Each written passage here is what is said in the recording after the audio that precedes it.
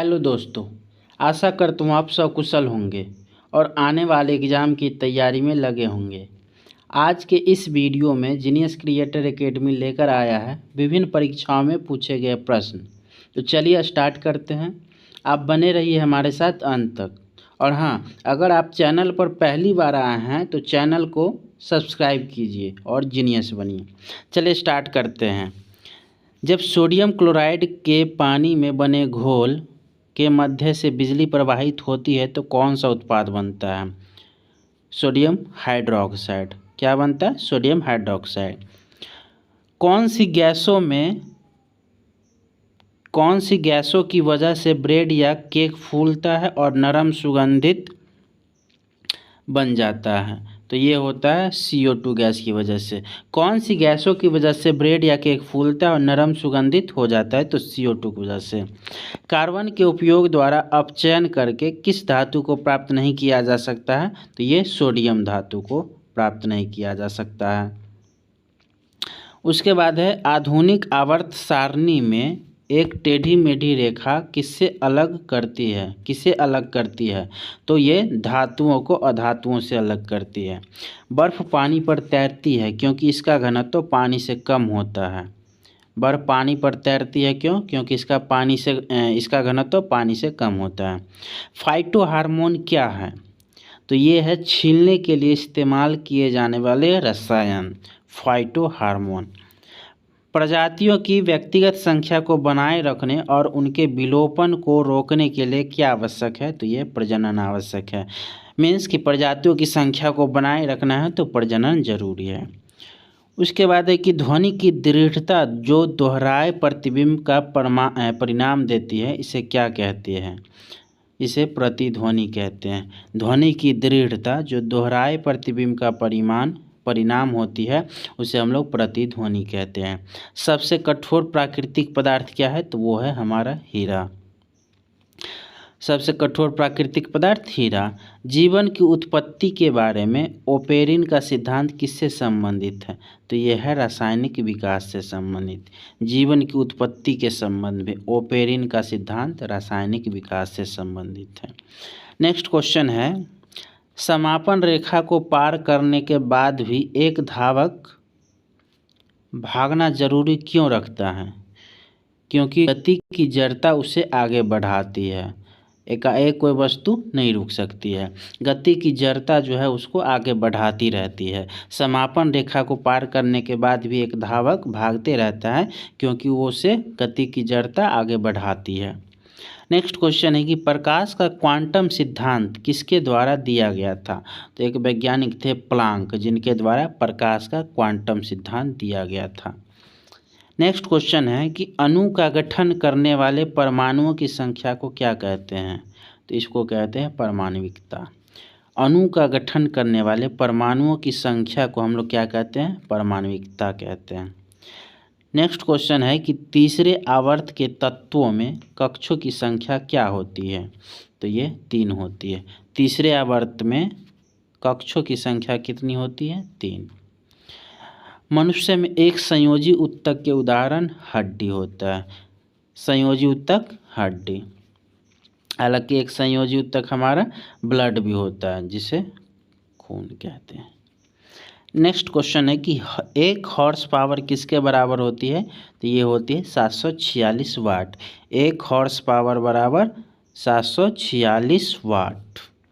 Next question है कि हाल के दिनों में सबसे विनाशकारी ज्वालामुखियों में से एक किलाउवे ज्वालामुखी रहा है। यह कहाँ स्थित है? ये हवाई में स्थित। हवाई जगह का नाम है। वहाँ पे जो है हाल के दिनों में सबसे विनाशकारी ज्वालामुखी आया है, वहाँ ये ज्वालामुखी हवाई में स्थित है। किस मुग़ल सम्राट को अंग्रेज़ों ने रंगून भेज दिया था? तो ये बहादुर शाह जफ़र। किस मुग़ल सम्राट को अंग्रेज़ों ने रंगून भेज दिया था? तो बहादुर शाह जफ़र को भेज दिया था।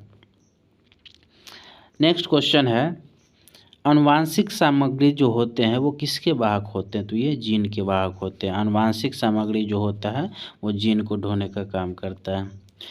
नेक्स्ट क्वेश्चन है कि एक तत्व का परमाणु भार W और परमाणु संख्या n है, उसका परमाणु भार W है और परमाणु संख्या n है, तो इस परमाणु के केंद्र में प्रोटॉन की संख्या कितनी होगी?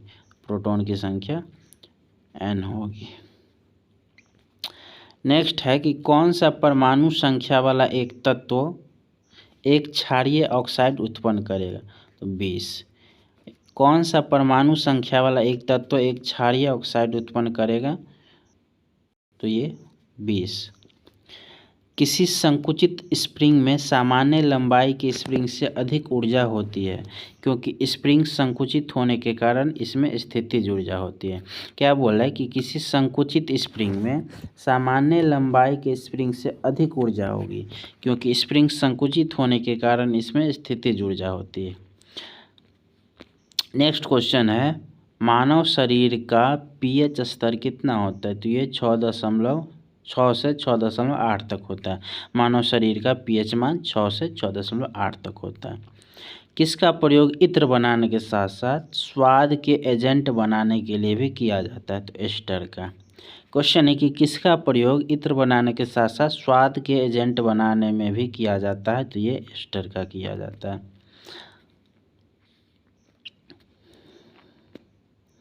नेक्स्ट क्वेश्चन है कि विश्व की सबसे कम भार वाला उपग्रह कलामसैट जिसे नासा ने जारी करते हुए नया विश्व कीर्तिमान स्थापित किया है, का रूपांकन किसने किया था? तो ये रियाज सरूक ने किया था, रियाज सरूक। नेक्स्ट क्वेश्चन है, किसमें प्रचुर मात्रा में सफ़ेद फाइबर पाए जाते हैं? तो ये सिराओं में पाए जाते हैं। नेक्स्ट क्वेश्चन है कि कौन से तत्वों में कुल 3 कोष और बाहरी कक्षा में 8 इलेक्ट्रॉन है? ये ऑप्शन के हिसाब से क्वेश्चन है आर्गन। हालांकि ये सब पूछा हुआ क्वेश्चन है, ये सभी क्वेश्चन किसी न किसी एग्जाम में पूछे हुए हैं, तो इसमें ऑप्शन के हिसाब से क्वेश्चन का आंसर होगा कि किन तत्वों में कुल 3 कोष और बाहरी कक्षा में 8 इलेक्ट्रॉन होते हैं। किसी गोलाकार दर्पण की परावर्तक सतह के व्यास को हम लोग क्या कहते हैं? छेद कहते हैं। नेक्स्ट क्वेश्चन है कि नाइट्रोजन के ऑक्साइड में से किसको लाफिंग गैस के रूप में जाना जाता है? तो ये नाइट्रस ऑक्साइड को यानी N2O को कहा जाता है। नेक्स्ट क्वेश्चन है कि मनुष्यों में अनैच्छिक क्रियाएं जिस पर हमारा नियंत्रण नहीं रहता है, अनैच्छिक क्रियाएं जैसे कि रक्त दबाव, लार या फिर उल्टी, किसके द्वारा नियंत्रित किया जाता है? तो ये मेड्यूला के द्वारा नियंत्रित किया जाता है। अनैच्छिक क्रियाओं को नियंत्रित कौन करता है? मेड्यूला करता है। खाने का नमक NaCl जिसे हम लोग सोडियम क्लोराइड कहते हैं, किससे बना होता है? एक कमज़ोर अम्ल और एक कमज़ोर क्षार से। खाने का नमक जो होता है एक कमज़ोर अम्ल और एक कमज़ोर क्षार से बना होता है।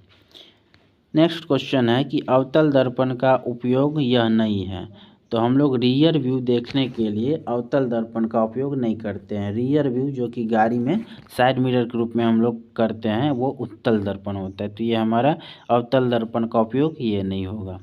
नेक्स्ट है कि किसी विद्युत चालक के किसी भी क्रॉस सेक्शन में 2 कूलम का आवेश 1 सेकेंड में प्रवाहित किया जाता है, तो इसमें करंट कितना होगा? तो ये 2 एम्पीयर होगा। नेक्स्ट है कि एक फूल के प्रजनन का भाग कौन सा होता है? तो ये पुंकेसर और कार्पल्स होता है। ये थे आज के टोटल क्वेश्चन। आशा करता हूँ आपको अच्छा लगा होगा। वीडियो को लाइक कीजिए और हमारे साथ जुड़े रहिए। Thank you.